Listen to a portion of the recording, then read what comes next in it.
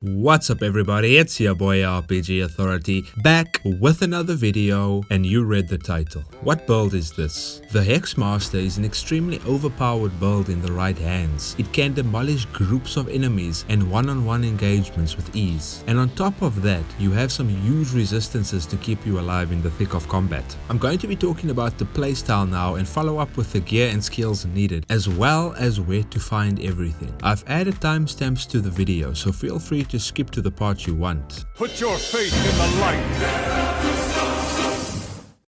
This build has really good multi-elemental and AoE damage. It also has insane resistances and doesn't need a lot of mana and stamina. First, make sure your food and boons are up for those big fights. A basic opener would be to use Haunting Beat for Haunted Hex,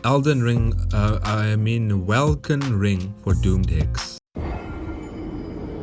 Pop a shield charge, this will apply Scorched and Curse. Use Puncture for pain, or just use the auto attack from the brand for pain and chill. Then you want to use Torment to trigger the hexes on the enemy, and then to finish them off you can use Rupture, which will detonate all hexes on nearby enemies. This attack rotation is absurdly deadly. You can use Mana Ward for the Force Bubble, which is a 4-second immunity from damage. I tend to use it after Welkin Ring as I'm about to get close for a shield charge and puncture. This build is quite dependent on your totems and Lockwell's Revelation to be really overpowered, so just keep that in mind when you want to take down much larger enemies. As for weaker overworld mobs, you should be fine. But the more you play this build, the more you realize what is needed in each situation. Something to note about the shield charge is that it hits twice, once at the start of the animation and once at the end. So if you don't want to use it to close a gap on an enemy, try running up really close before activating it for the double damage. You can use Reverberation after your rotation to create an AoE damage zone,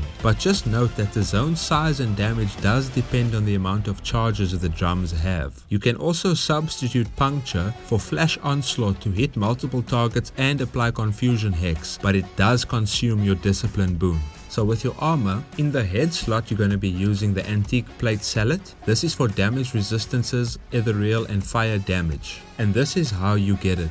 Squire Boots for minus stamina cost plus a boost in movement speed. To craft this boots you're going to need Gep's Generosity, Elat's Relic, Haunted Memory and Leyline Figment, all of which you can get as a reward from the unknown arenas. For your backpack, you can use Brigand's Backpack for more physical damage and it does not impede rolling. You can get it either from the Friendly Immaculate if you ask him about the storage in Caldera, or you can buy it from Patrick in New Sirocco. For your main hand weapon, you're going to get Brand that inflicts chill and pain on enemies, increasing the frost and physical damage they take. You can craft it with the Alchemist's Broken Flask bought from Tuan the Alchemist in Levant. Mage's Poking Stick, bought from Lane the Alchemist in Monsoon, the Blacksmith's Vintage Hammer, bought from Kukiza the Blacksmith in Berg. And lastly, you need the Strange Rusted Sword, which is found on top of the Conflux Mountain in a rock guarded by a rock mantis. For your shield, you're going to be using the Astral Shield, which inflicts Scorched and Cursed on shield charge. You need 3 items to craft it. The first 2, Trinket Handle and Flat Prism, can both be found on Scarlet Emissaries, Ornate Chests or Gladiator's Arena Chest. And the final item, Waning Tentacle, can be found on Grandmother Medace, a unique monster in Sulfuric Caverns with a 100% chance to drop. Or it can be farmed on the Drifting and Elder Medace, albeit the chances to drop are significantly lower. For your enchantments, on the weapon brand you want to use Molpig Sai. It gives you a flat ethereal bonus damage. On your shield you want to use Guided Arm. It gives the shield 2 protection and 2 barrier. On your head you want to use Economy, which gives you a 10% mana reduction to your skills. On your chest you want to use the Spirit of Berg, which gives you a minus 10% stamina cost and you gain a 25% ethereal damage bonus. On your boots you want to use Flux, which gives you a movement speed and lightning damage bonus. For the faction, we want to go with the Blue Chamber Collective for the Ancestors' Memories, the Blood of Giants and Infused Blood. Our breakthrough points are going to be Sacred Fumes for the Ghost Drums, Bloodlust for the Hexes, and Steadfast Aesthetic for that extra stamina. Your quick pass skills should be Shield Charge, you can get it from Eto Akiyuki in Ciezo, Puncture from Marcus in Levant, Torment and Rupture, both of these you can grab from Ella Lockwell in Harmattan. Mana Ward, you can scoop this up from Elmon in Monsoon. Reverberation, Haunting Beat, and Welkin Ring. These 3 you can pick up from Sinai the Primal Ritualist. And for your boons, you're going to need the following: Infuse Blood, Cool, Mist, Blessed, Possessed, Focus, Enrage.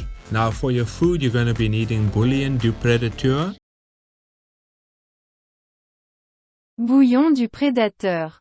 it restores stamina and increases damage. Bread of the Wild, gives you the Warm Boon plus HP regen. Ciezo Savage, which gives you elemental resistance and mana regen. I have another video on a build I think you might like. You can check it out on screen now if you're interested.